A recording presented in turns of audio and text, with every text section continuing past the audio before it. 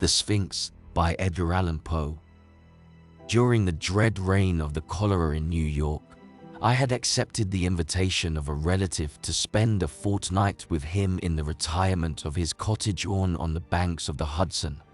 We had here around us all the ordinary means of summer amusement, and what with rambling in the woods, sketching, boating, fishing, bathing, music and books, we should have passed the time pleasantly enough, but for the fearful intelligence which reached us every morning from the populous city. Not a day elapsed which did not bring us news of the decease of some acquaintance. Then, as the fatality increased, we learned to expect daily the loss of some friend. At length we trembled at the approach of every messenger. The very air from the south seemed to us redolent with death. That palsying thought, indeed, took entire possession of my soul. I could neither speak, think, nor dream of anything else.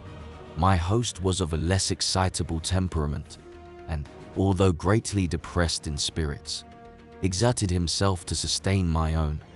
His richly philosophical intellect was not at any time affected by unrealities.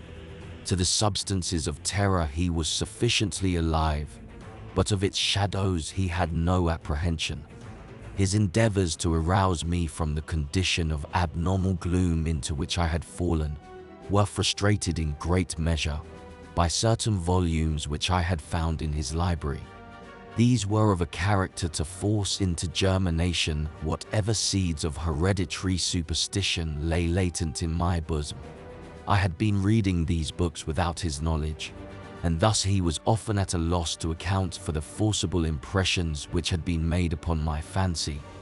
A favorite topic with me was the popular belief in omens, a belief which, at this one epoch of my life, I was almost seriously disposed to defend.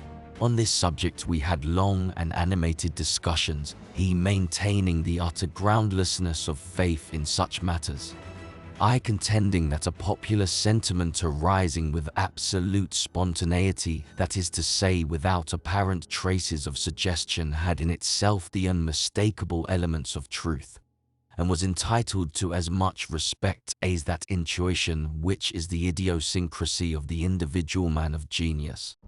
The fact is, that soon after my arrival at the cottage, there had occurred to myself an incident so entirely inexplicable, and which had in it so much of the portentous character, that I might well have been excused for regarding it as an omen.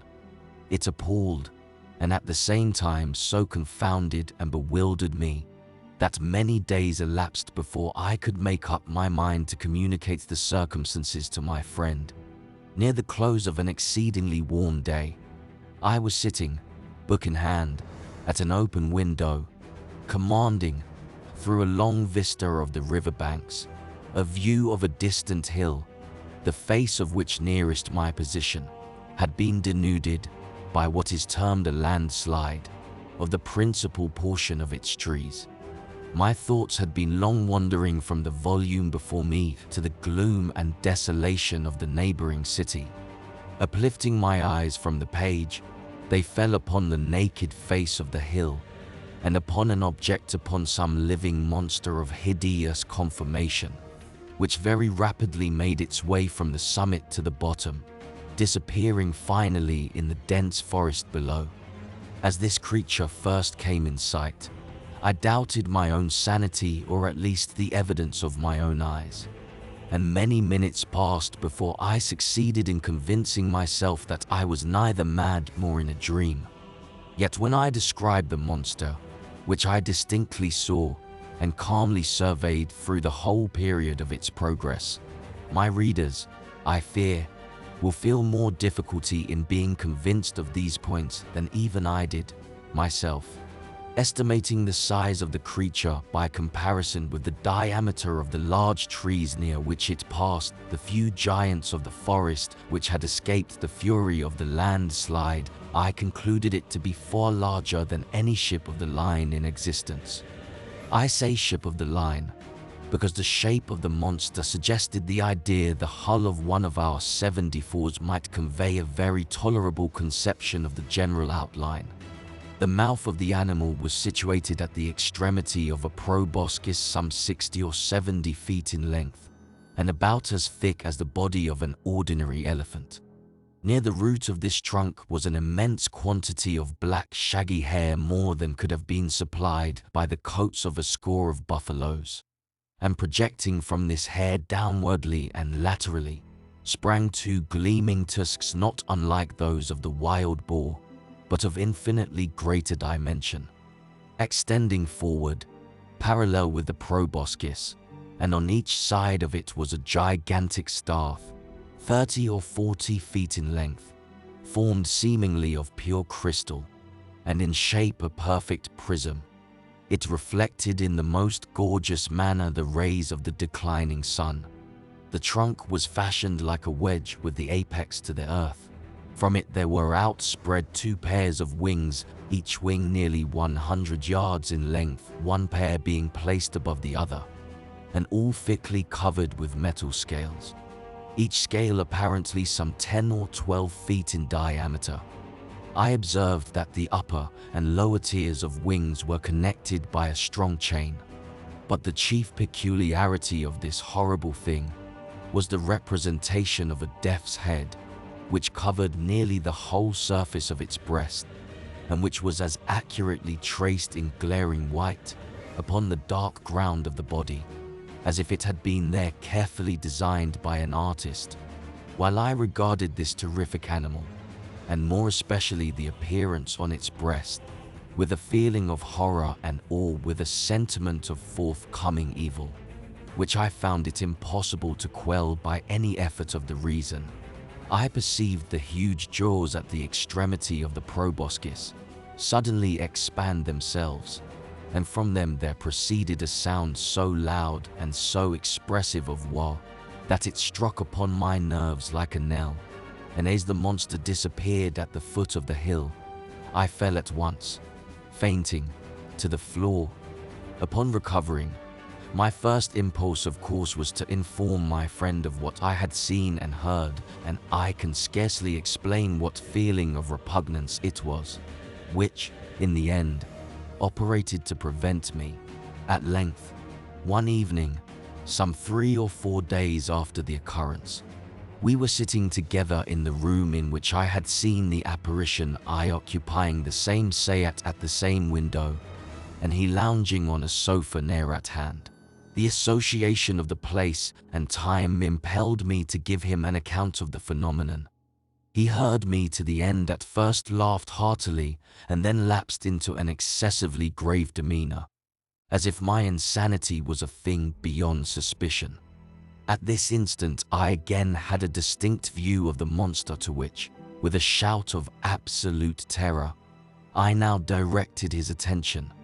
He looked eagerly, but maintained that he saw nothing, although I designated minutely the course of the creature, as it made its way down the naked face of the hill. I was now immeasurably alarmed, for I considered the vision either as an omen of my death, or worse, as the forerunner of an attack of mania. I threw myself passionately back in my chair, and for some moments buried my face in my hands. When I uncovered my eyes, the apparition was no longer apparent. My host, however, had in some degree resumed the calmness of his demeanor, and questioned me very vigorously in respect to the conformation of the visionary creature. When I had fully satisfied him on this head, he sighed deeply, as if relieved of some intolerable burden, and went on to talk, with what I thought a cruel calmness, of various points of speculative philosophy, which had heretofore formed subject of discussion between us. I remember his insisting very especially, among other things, upon the idea that a principal source of error in all human investigations lay in the liability of the understanding to underrate or to overvalue the importance of an object, through mere misadmeasurement of its propinquity. To estimate properly, for example, he said, the influence to be exercised on mankind at large by the thorough diffusion of democracy, the distance of the epoch at which such diffusion may possibly be accomplished, should not fail to form an item in the estimate.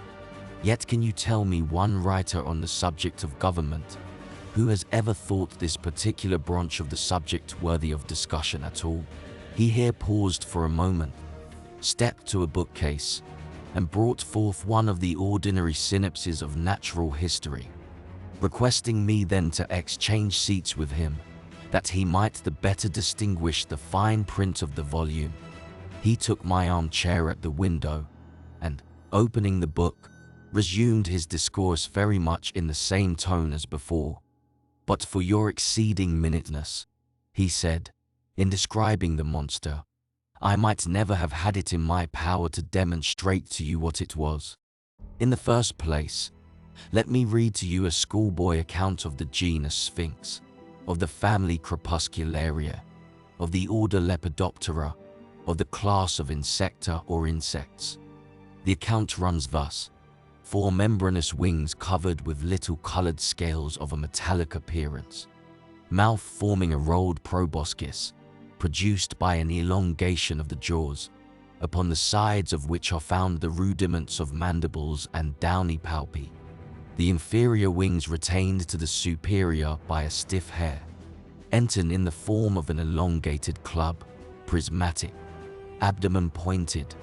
The death's-headed Sphinx has occasioned much terror among the vulgar, at times, by the melancholy kind of cry which it utters, and the insignia of death which it wears upon its corselet."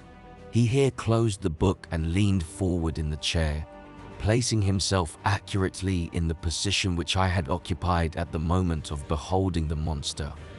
"Ah, here it is," he presently exclaimed. "It is reascending the face of the hill, and a very remarkable-looking creature, I admit it to be.